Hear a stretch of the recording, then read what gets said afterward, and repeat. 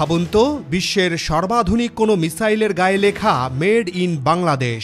আকাশে ওড়া কোনো যুদ্ধ বিমানের গায়েও বাংলাদেশের নাম জ্বলজ্বল করছে। না, এটা আর কোনো অবাস্তব কল্পনা নয়। বাংলাদেশেই এবার গড়ে উঠছে বিশ্বসেরা সমরাস্ত্রের কারখানা। চীন, তুরস্ক, কাতার সহ বহু দেশ সমরাস্ত্র তৈরিতে বিনিয়োগে আগ্রহ দেখিয়েছে ইতোমধ্যেই।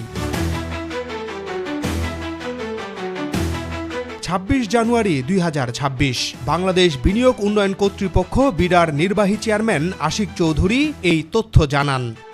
মিরসরাইতে আমরা প্রায় ৮৫০ একর জমিকে আজকে থেকে ইয়ারমার্ক করছি। নীতিগত সিদ্ধান্ত হয়েছে ডিফেন্স ইন্ডাস্ট্রিয়াল জোন হিসেবে এখন থেকে ইয়ারমার্ক হবে। পুরো বিশ্ব এখন এক অনিয়ন্ত্রিত খেলায় মেতে উঠেছে। এর নাম ধ্বংসের খেলা। ইউরোপ থেকে মধ্যপ্রাচ্য, দক্ষিণ চীন সাগর থেকে ভারত মহাসাগর, বঙ্গোপসাগর, সবখানেই বাড়ছে অস্ত্র, বাড়ছে সংঘাত, বাড়ছে অনিশ্চয়তা। আর এমন পৃথিবীতে প্রতিটি দেশ এখন একটি প্রশ্নের মুখোমুখি। নিজের নিরাপত্তা কি অন্যের কারখানার উপর ছেড়ে দেওয়া যাবে? এই প্রশ্ন থেকেই জন্ম নিচ্ছে একের পর এক সিদ্ধান্ত। আর ঠিক সেই জায়গাতেই বাংলাদেশ আজ ইতিহাসের এক মোড়ে দাঁড়িয়ে। বাংলাদেশে এবার এমন এক উদ্যোগের কথা সামনে এলো যা শুধু অর্থনীতি নয়, দেশের প্রতিরক্ষা, কূটনীতি ও ভূ রাজনীতির মানচিত্র বদলে দিতে পারে। বাংলাদেশে আনুষ্ঠানিকভাবে হচ্ছে ডিফেন্স ইকোনমিক জোন। চট্টগ্রামের মিরসরাইয়ে বিশেষ অর্থনৈতিক অঞ্চলের ভেতর গড়ে উঠবে সামরিক শিল্প পার্ক। যে সিদ্ধান্ত একসময় ছিল সম্ভাবনা, আজ তা রাষ্ট্রীয় নীতিতে রূপ নিচ্ছে। আজকের প্রতিবেদনে তুলে ধরব কেন ডিফেন্স ইকোনমিক জোন করছে বাংলাদেশ, চীন, তুরস্ক, কাতার কেন সমর শিল্পে বিনিয়োগে আগ্রহী, ভূ রাজনৈতিকভাবে বাংলাদেশ কি ঝুঁকিতে পড়তে যাচ্ছে। চলুন একে একে বিস্তারিত জেনে আসি। কোথায় হচ্ছে ডিফেন্স ইকোনমিক জোন? বাংলাদেশের প্রস্তাবিত ডিফেন্স ইকোনমিক জোন গড়ে উঠছে চট্টগ্রামের মিরসরাইয়ে। দেশের সবচেয়ে বড় বিশেষ অর্থনৈতিক অঞ্চল মিরসরাই ইকোনমিক জোনের ভেতরে। এই জায়গাটি শুধু একটি শিল্পাঞ্চল নয়, এটি বাংলাদেশের ভূ অর্থনৈতিক ও ভূ কৌশলগত মানচিত্রের কেন্দ্রবিন্দুতে অবস্থান করছে। মিরসরাইয়ের সবচেয়ে বড় শক্তি হল এর অবস্থান। উত্তরে এটি ঢাকা চট্টগ্রাম করিডোরে, দক্ষিণে চট্টগ্রাম বন্দর আর পশ্চিমে বঙ্গোপসাগরের মাতারবাড়ি গভীর সমুদ্র বন্দর মিরসরাই থেকে খুব বেশি দূরে নয়। অর্থাৎ যে কোনো সামরিক সরঞ্জাম উৎপাদন হলে কাঁচামাল আনা, যন্ত্রাংশ আমদানি এবং তৈরি পণ্য রপ্তানি সবকিছুই হবে স্বল্প সময়ে ও কম খরচে। এই প্রেক্ষাপটে মিরসরাইয়ে একটি সামরিক শিল্প পার্ক শুধু শিল্পায়ন নয়, এটি স্পষ্টভাবে একটি কৌশলগত অবস্থানগত বার্তা। সরকারি সূত্র অনুযায়ী মিরসরাই এলাকায় প্রায় ৮৫০ একর জমিতে গড়ে উঠবে এই ডিফেন্স ইকোনমিক জোন। জমিটি আগে ভারতীয় অর্থনৈতিক অঞ্চলের জন্য নির্ধারিত থাকলেও সেই প্রকল্প বাতিল হওয়ায় এই জমি পুনর্ব্যবহারযোগ্য ছিল।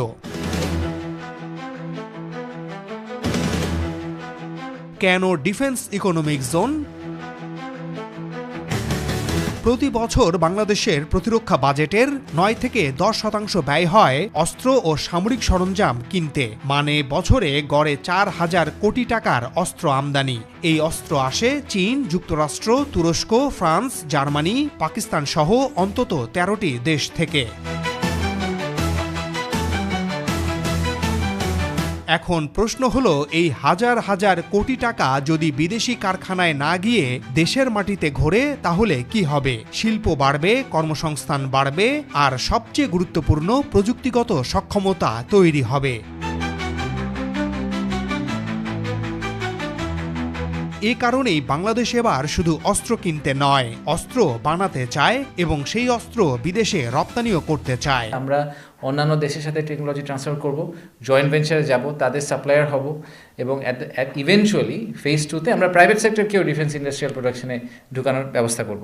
সো ইটস এন এভলিউশন এভলিউশনে আমরা এখন শুধুমাত্র আমরা নিজেই ইন্ডিজিনাস কিছু টেকনোলজি দিয়ে কাজ করি, বাট আমাদের প্ল্যান হচ্ছে টেকনোলজি ট্রান্সফার, এমপ্লয়মেন্ট জেনারেশন এবং হোপফুলি লং টার্মে বাংলাদেশের জন্য আসলে ফরেন কারেন্সি ইনকাম। আমরা হয়তো এই মিলিটারি ইকুইপমেন্ট এক্সপোর্ট করে, টার্কিতে আপনি দেখেছেন এখন $87 বিলিয়ন এক্সপোর্ট করে। সো আমরা মিলিটারি ইকুইপমেন্ট এক্সপোর্ট করে বাংলাদেশে এমপ্লয়মেন্ট জেনারেশন একই সাথে ফরেন কারেন্সি ইনকাম করব। কেন চীন, তুরস্ক, কাতার বিনিয়োগে আগ্রহী?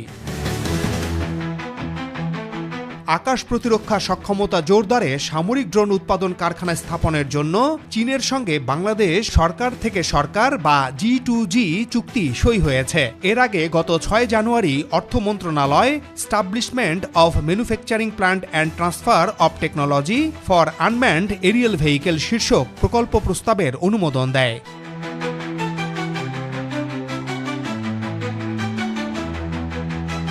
$608 কোটি 8 লাখ টাকার এই প্রকল্পের আওতায় ড্রোন ম্যানুফ্যাকচারিং প্ল্যান্ট স্থাপন, প্রযুক্তি আমদানি ও স্থাপনের জন্য এলসি খোলা এবং পরিশোধ বাবদ $570 কোটি 60 লাখ টাকা বরাদ্দ রাখা হয়েছে। নিঃসন্দেহে এটি বাংলাদেশের জন্য অনেক বড় আশার খবর।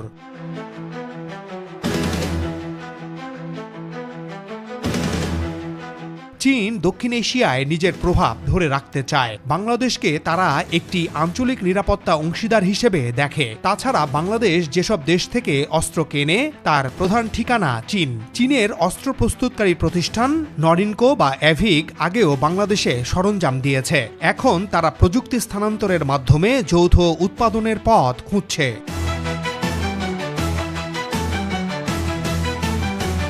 এমনিতেই বাংলাদেশে চীনের বিনিয়োগ বহুমুখী। সড়ক ও রেল সংযোগ স্থাপনে চীনের অর্থায়ন বাংলাদেশে উল্লেখযোগ্য। মোংলা সমুদ্রবন্দর উন্নয়ন ও সম্প্রসারণের কাজও করছে চীন। চীন চায় মোংলাতে আরেকটি বিশেষ অর্থনৈতিক অঞ্চল।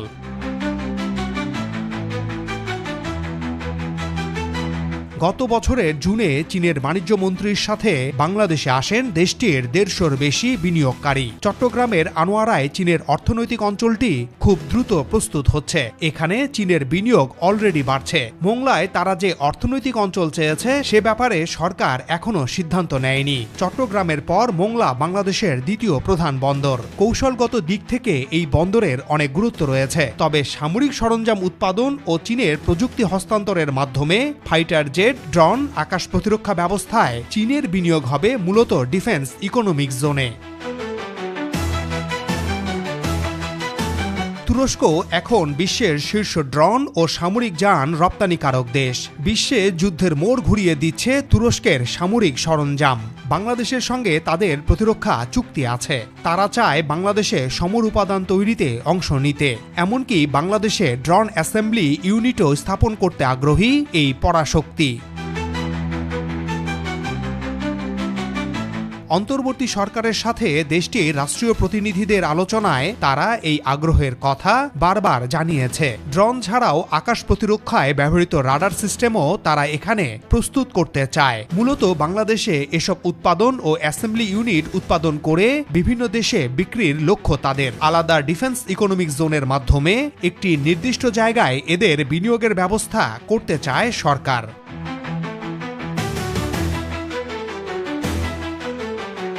2025 সালের এপ্রিল মাসের শেষ সপ্তাহে মধ্যপ্রাচ্যের দেশ কাতার সফর করেন প্রধান উপদেষ্টা ডক্টর মোহাম্মদ ইউনুস। তার এই সফরে কাতার বাংলাদেশে বিনিয়োগে আগ্রহ প্রকাশ করে। তারা বাংলাদেশে সামরিক অস্ত্র তৈরির কারখানা গড়ে তোলার প্রস্তাব দেয়। যদিও কাতার অস্ত্র তৈরি করে না, তবে তারা ডিফেন্স ইনভেস্টমেন্ট ফান্ড দিয়ে বাংলাদেশের সামরিক প্রকল্পে অর্থায়ন করতে চায়। কাতারের বিনিয়োগকারীরা বাংলাদেশ সফরে এসেও তাদের মনোভাব জানিয়ে গেছে। মূলত বন্দর, বিমান ঘাঁটি, রক্ষণাবেক্ষণ কেন্দ্র ইত্যাদি বিষয়ে তাদের আগ্রহ রয়েছে।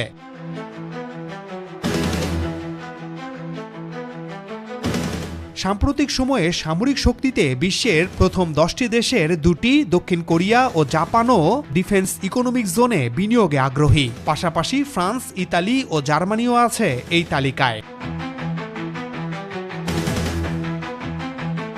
বাংলাদেশ কতটা প্রস্তুত? অনেকে ভাবতে পারেন বাংলাদেশ কি আদৌ এই সক্ষমতা রাখে? উত্তর হ্যাঁ, ভিত্তি তৈরি হয়ে গেছে। বাংলাদেশ অর্ডিন্যান্স ফ্যাক্টরি BOF এ ইতোমধ্যেই তৈরি হচ্ছে বুলেট, গ্রেনেড, রাইফেল, বিভিন্ন সামরিক সরঞ্জাম। এগুলো এখন শুধু ব্যবহার নয়, বরং রপ্তানির সম্ভাবনাও তৈরি করছে। কিন্তু নতুন লক্ষ্য আরও বড়। ড্রোন, মিসাইল, আকাশ প্রতিরক্ষা ব্যবস্থা, আধুনিক সেন্সর ও রাডার। আর এই পর্যায়ে পৌঁছাতে দরকার যৌথ বিনিয়োগ, প্রযুক্তি স্থানান্তর, আন্তর্জাতিক অংশীদারিত্ব। ঠিক এখানেই ঢুকে পড়ছে চীন, তুরস্ক আর কাতার। ভূ রাজনীতি, সতর্ক প্রতিবেশীরা। বাংলাদেশের অবস্থান ভারত, চীন, মিয়ানমার আর বঙ্গোপসাগরের সংযোগস্থলে। আরেকটি অত্যন্ত সংবেদনশীল দিক হল ভারতের উত্তর পূর্বাঞ্চল বা 7 সিস্টার্স। মিরসরাই থেকে ভারতের ত্রিপুরা, মিজোরাম ও আসামের সীমান্ত খুব কাছাকাছি। ফেনীর পরেই শুরু ভারতের ত্রিপুরা রাজ্য। এই সীমান্ত অঞ্চলটি ভারতের উত্তর পূর্বাঞ্চলে ঢোকার সবচেয়ে সংক্ষিপ্ত ও সংবেদনশীল প্রবেশ পথগুলোর একটি। এই জায়গায় যদি একটি পূর্ণাঙ্গ সামরিক শিল্প গড়ে ওঠে, তাহলে তা শুধু অর্থনৈতিক নয়, ভূ রাজনৈতিক শক্তির প্রকাশ। এর মানে নিজস্ব অস্ত্রে নির্ভরতা, কৌশলগত ভারসাম্য, বহুমুখী অংশীদারিত্ব। আর এখানেই শুরু হয় অস্বস্তি, কারণ একটি আত্মনির্ভর প্রতিরক্ষা শিল্প সবসময়ই প্রতিবেশীদের হিসাব বদলাতে বাধ্য করে। অস্ত্র মানেই যুদ্ধ নয়, অস্ত্র মানেই শক্তি, আর শক্তি মানেই নিরাপত্তা, কূটনৈতিক দৃঢ়তা, আন্তর্জাতিক টেবিলে উচ্চ কণ্ঠ। সব মিলিয়ে স্পষ্ট বার্তা একটাই, বাংলাদেশ আর শুধু বাজার নয়, বাংলাদেশ এখন একটি স্ট্র্যাটেজিক প্লেয়ার। দর্শক, আপনি বাংলাদেশের ডিফেন্স ইকোনমিক জোনকে কিভাবে দেখছেন? মিরসরাই কি সঠিক জায়গা নাকি অন্য কোনো অঞ্চল? মন্তব্যে জানান। আজ এ পর্যন্তই, আবারও দেখা হবে নতুন কোনো বিশ্লেষণে। সাবস্ক্রাইব করে ইনফোটক বিডির সঙ্গেই থাকুন।